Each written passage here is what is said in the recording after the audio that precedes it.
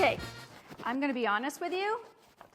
I just changed my gloves because my guess is that was...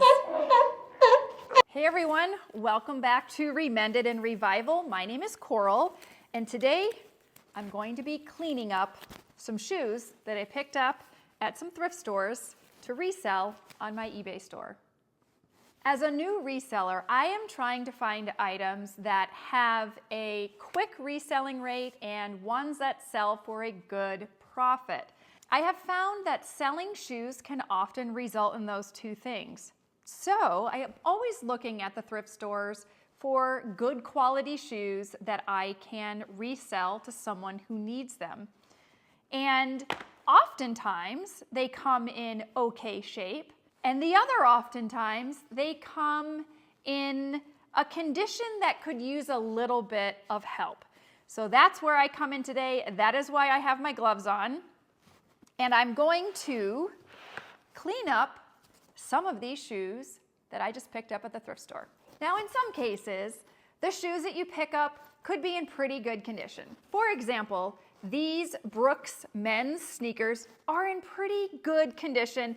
To be honest, even the bottom soles aren't that dirty, which is surprising, and it is awesome.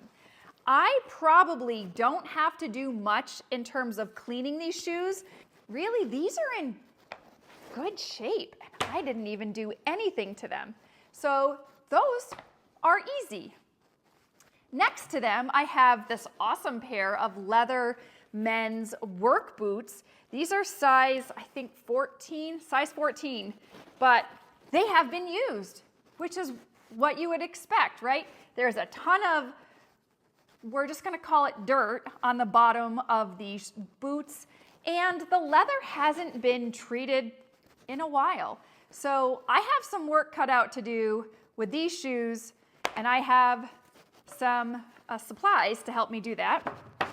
But if I just keep going down, I picked up these beautiful LL Bean women's size 10 slippers, and they are in really good condition. On the back of the lining, there's a little bit of wear, and the bottoms of the soles have something stuck to them, including a sticker where I purchased this at Goodwill. But really, all I have to do on these shoes, I don't think I have to do any treatment on the suede, but I do want to get the gunk off the bottom. And then another pair of men's suede shoes.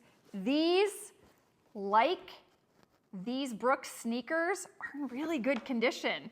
You barely see any sign of use. I mean, these were used as well, but I really don't have much work to do on these either. So whenever you pick up shoes, like I said, you will find a variety of conditions that the shoes are in.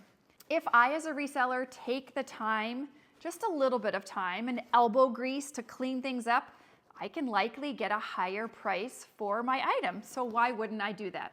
So let's just get started. I am going to get really focusing on the boots and the moccasins.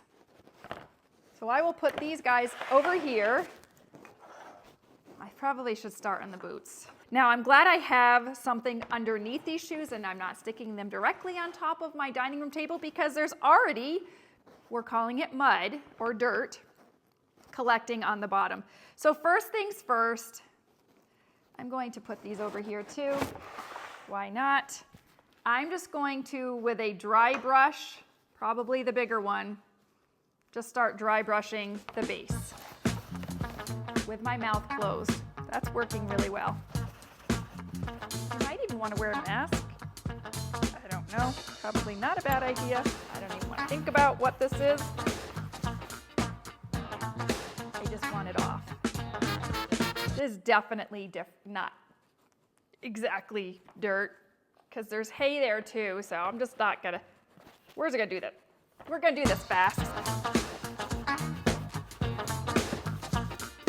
Can you see how much is on this? Yikes.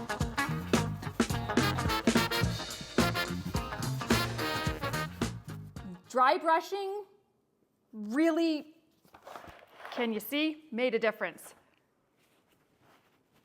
I think I'm going to dump this off, and then I will do the other boot. There's definitely some stuff on my table, so I will be disinfecting my table when I'm done with this. Maybe next time I'd put some newspapers out. That may not be a bad idea. Live and learn. Here's the boot we've done. Here's the boot to go. I'm going to stand up, probably for 2 minutes, scrub, and we'll have another clean boot.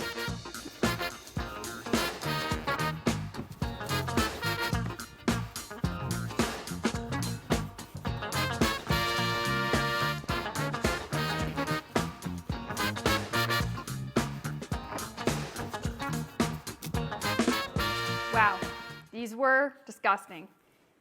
But now, if you look at the soles, they look 10 times better.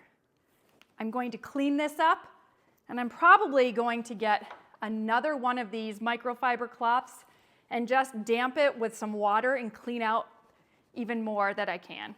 Okay, I'm gonna be honest with you. I just changed my gloves because my guess is that was... So first thing that I usually do is clean off the base like I did. And then the next thing I'm going to do is, because we have leather boots here, these are really nice leather boots, I am going to treat the boots. I'm going to treat the leather with some saddle soap. So I want to give you, my hands were a little wet, sorry. I want to give you a little before look at these boots. Hopefully this will show you. The leather is in good shape, it just hasn't been treated. So I am just going to kind of give it a little love. Usually with saddle soap, this product here, it's like a little bit of a paste. I will just rub it with a cloth. It protects the leather, it conditions the leather, and it makes it look a little nicer and newer, fresher. But mostly this is about protecting boots so you can work with them. It's easier for me to stand up and do this, so that's what I'm going to do.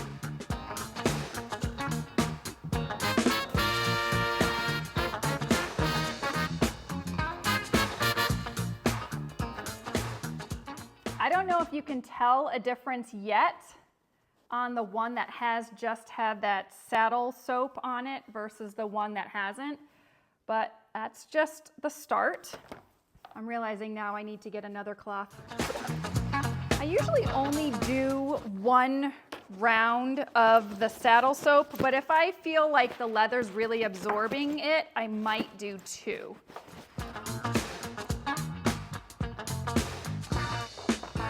Now this one still hasn't been done. I am going to now, let's see. Yeah, I think I will use the conditioner. This is called Bic More Leather Conditioner. It conditions, cleans, polishes, and protects. And it says it will not darken leather, which is good. And again, I just still do it in circular motions. Do I have to? I don't know. That's just what I do. And again, these, I'm really feeling like these boots have not been conditioned in a while, if not ever. So it really is absorbing into the leather. So I'm just gonna give it a good cleaning.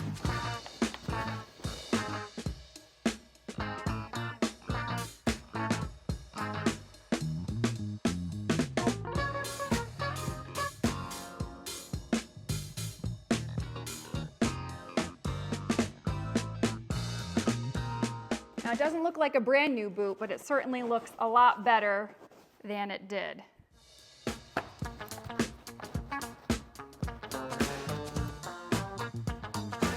And that took, I don't know, 5 minutes to do on one boot.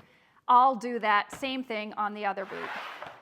First thing I'm going to do is try to get off this gummy stuff on the bottom of the shoe. It may not come off with this dry brush, but I'm hoping it does.